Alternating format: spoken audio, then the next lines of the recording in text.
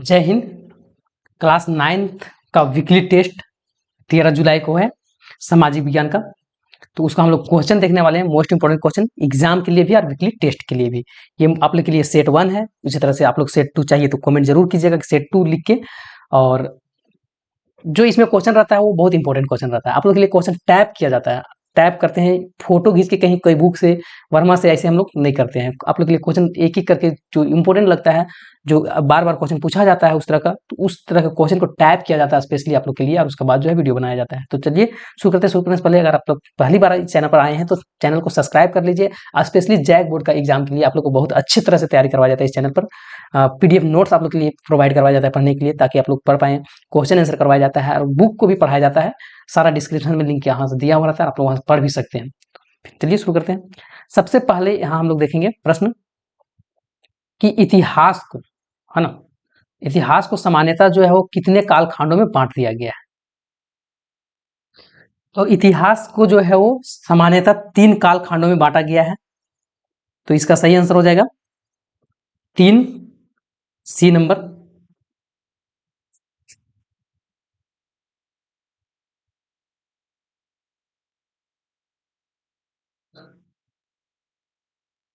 आगे प्रश्न है कि भारत के पहले गवर्नर जनरल कौन थे। तो वारेन हैंस्ट इसका सही आंसर हो जाएगा, वारेन हेस्टिंग्स सही आंसर। आगे प्रश्न है कि 1757 में प्लासी का युद्ध जो है वो रॉबर्ट क्लाइव और किसके बीच में लड़ा गया था। तो बंगाल के नवाब सिराजुद्दौला के बीच से लड़ा गया था, दोनों के बीच में। आगे प्रश्न है कि निम्न विद्रोह कब, सॉरी, नील विद्रोह जो है कब आरंभ हुआ। नील विद्रोह जो है 1859 से 60 ईस्वी में जो है वो शुरू हुआ था। तो इसका सही आंसर हो जाएगा ए नंबर। आगे धन की निकासी का सिद्धांत किसने दिया था। हाँ, धन की निकासी का सिद्धांत जो है दादा भाई नौरोजी के द्वारा दिया गया था। तो दादा भाई नौरोजी सही आंसर हो जाएगा। आगे किस रंग का झंडा बिरसा राज का प्रतीक है। बिरसा के लिए जो है वो सफेद, है ना, सफेद झंडा है बिरसा का प्रतीक। आगे प्राचीन काल में लेन देन जो था वो किस साधन से होता था। तो वस्तु विनिमय, है ना, सामान के बदला में सामान दिया लिया जाता था। आगे है कि भारी अभियंत्र संयंत्र की स्थापना जो है वो कब हुआ है ना। तो 31 अगस्त 1958 के हुआ है। तो 1958 इसका सही आंसर हो जाएगा। मलमल, जिसको हम लोग बोलते हैं मसलिन, ये जो है किस तरह का कपड़ा है। तो बारीक सूती कपड़ा है, बारीक सूती कपड़ा हो जाएगा। आगे 1857 के विद्रोह को किस नाम से जाना जाता है। तो सिपाही विद्रोह के नाम से जाना जाता है। तो ये तो 10 ऑब्जेक्टिव प्रश्न हुआ आप लोग का। अब सब्जेक्टिव बचा हुआ है 6 प्रश्न, उसको हम लोग करेंगे। सबसे पहला प्रश्न आता है जीविका संकट क्या है। तो जीविका संकट ऐसे व्यक्तियों या समुदायों को प्रभावित करता है जो मुद्रास्फीति या सूखे या युद्ध जैसे मानव निर्मित या प्राकृतिक कारण के कारण जो है वो कारणों के कारण बुनियादी आवश्यकताओं को प्राप्त करने के लिए असमर्थ हो जाते हैं। बुनियादी आवश्यकताओं मतलब किसी व्यक्ति को जीने खाने के लिए जो चीज चाहिए, 2 रोटी भी नहीं मिल पाता है, रहने के लिए घर चाहिए, झोपड़ी भी उसको नहीं मिल पाता है, तो उसको उस तरह में जो असमर्थ रहता है उसको हम लोग बोलते हैं जीविका संकट, है ना। इस तरह का अकाल, इसे निर्वाह का संकटों का अकाल भी माना जाता है। फिर से एक बार समझिएगा जीविका संकट क्या आता है। तो जीविका संकट ऐसे व्यक्तियों या समुदाय को प्रभावित करता है जो मुद्रास्फीति, कोई चीज का दाम बहुत ज्यादा बढ़ चुका है ना, या फिर तो पैसा का वैल्यू कम हो चुका है, या फिर तो सूखे के कारण सूखा हो चुका है, या फिर तो युद्ध जैसा मानव निर्मित कारण हो गया है, या फिर तो प्राकृतिक कारण के जैसे भी बाढ़ या फिर तो सूखा और भी कुछ चीजें आ जाता है। अब उसके कारण जो है कोई व्यक्ति, है ना, कोई भी व्यक्ति जो है बुनियादी आवश्यकताओं, जो कि मतलब 2 रोटी खाने के लिए चाहिए, रहने के लिए ये झोपड़ी चाहिए और कपड़ा पहनने के लिए चाहिए, वो चीज भी नहीं मिल पाता है, तो उसी को हम लोग बोलते हैं जीविका संकट।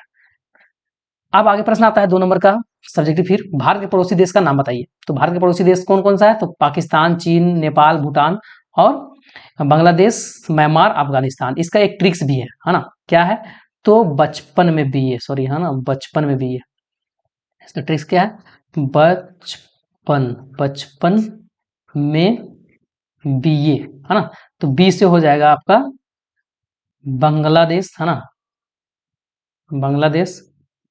उसके बाद ची से हो जाएगा चीन, प से हो जाएगा पाकिस्तान, उसी तरह से न से हो जाएगा नेपाल, में से हो जाएगा म्यांमार, उसके बाद बी से हो जाएगा भूटान और ए से हो जाएगा अफगानिस्तान। ना। तो ये हो गया बचपन में बीए भारत के पड़ोसी देश का नाम। आगे आता है फ्रांस में क्रांति की शुरुआत किन परिस्थितियों में हुआ, 3 नंबर का है। तो फ्रांस में क्रांति का शुरुआत जो है 1789 में हुआ था और इसके पीछे जो है बहुत कारण था। पहला कारण जो था वो आर्थिक संकट, है ना, वहाँ आर्थिक संकट आया था। आर्थिक संकट में क्या आया था, तो फ्रांस में आर्थिक स्थिति बहुत खराब हो गया था, भारी ऋण, महंगाई, खाने के जो भी सामान है वो चीज सारा लोग जो है भुखमरी पर आ गए थे।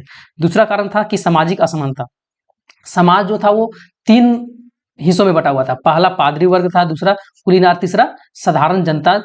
इससे पहले क्या हुआ था कि पहले और दूसरे जो है ना, पहले और दूसरे के पास विशेष अधिकार दिया जाता था, जबकि तीसरा के पास जो है ना वो सबके का पूरा कर का बोझ जो है ना वही सबके सौंप दिया जाता था। पूरा कर का बोझ जो है वो तीसरा स्टेट के लोग ही मतलब ले रखा था और ये लोग को कोई विशेष अधिकार भी नहीं मिला हुआ था। तीसरा कारण है राजनीतिक अस्थिरता।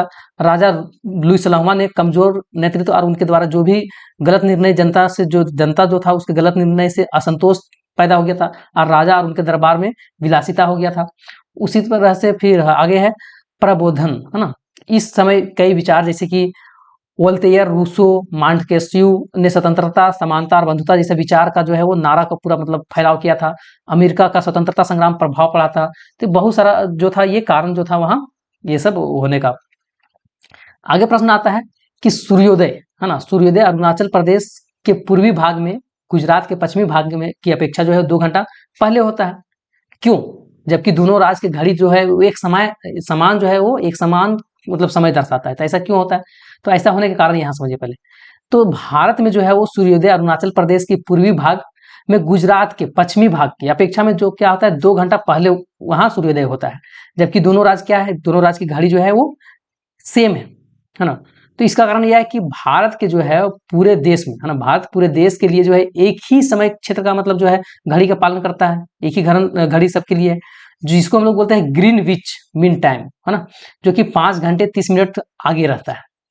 अब इसमें इस तरह होने के कारण क्या है, तो इस स्थिति के स्पष्ट के लिए निम्नलिखित बिंदु पर ध्यान दिया जा सकता है। देश का विस्तार, सबसे पहला बात कि भारत का भूगोल जो है पूर्व से पश्चिम तक के विस्तृत है। लगभग जो है पूर्व से पश्चिम तक की दूरी जो है वो 2933 किलोमीटर है और अरुणाचल प्रदेश और भारत के जो है सबसे पूर्वी छोर में स्थित है, जबकि गुजरात जो है सबसे पश्चिमी छोर में है। अरुणाचल प्रदेश जो है सबसे पूर्वी छोर में है और गुजरात सबसे यहाँ पश्चिमी छोर में है। इसके वजह से अब पृथ्वी, दूसरा कारण जो है वो भौगोलिक स्थिति के कारण। अब भौगोलिक स्थिति में क्या है, तो पृथ्वी अपने अक्ष पर पश्चिम से पूर्व की ओर घूमती है ना, पश्चिम से पूर्व के साइड घूमती है, जिसके पूर्वी भाग की में जो है सूर्योदय पहले होता है और अरुणाचल प्रदेश जो है वो पूर्व भाग में है ना। तो यहाँ जो है गुजरात के बीच लगभग जो है वो 30 डिग्री का अंतर है। इसलिए यहाँ जो है पृथ्वी हर 15 डिग्री की घूर्णन में लगभग 1 घंटे समय लगाता है। इसलिए अरुणाचल प्रदेश में सूर्योदय जो है गुजरात की तुलना में 2 घंटा क्या होता है पहले होता है। ये दूसरा कारण था। तीसरा कारण एकल समय क्षेत्र, पूरे देश में एकल समय क्षेत्र का उपयोग किया जाता है जो कि 82.5 डिग्री पूर्वी देशांतर पर आधारित होता है, जो कि इलाहाबाद के पास स्थित है।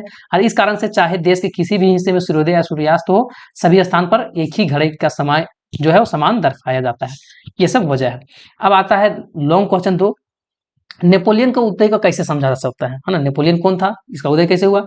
तो नेपोलियन बोनापार्ट का उदय फ्रांस और यूरोप के व्यापक ऐतिहासिक, राजनीतिक और सामाजिक संदर्भों में समझा जा सकता है। वहां देखिए नेपोलियन का उदय होने के कारण सबसे पहले तो फ्रांसीसी क्रांति हुआ। लुई सलामा को वहां से हटाया गया, है ना। तो 1789 में फ्रांसीसी क्रांति ने राजशाही को समाप्त कर दिया और एक गणतंत्र का स्थापना किया था। और इस दौरान राजनीतिक स्थिरता और शक्ति संघर्ष ने नेपोलियन जैसे सक्षम महत्वाकांक्षी व्यक्ति को जो अवसर दिया कि आओ और तुम आप अपना यहाँ राजपाट संभालो।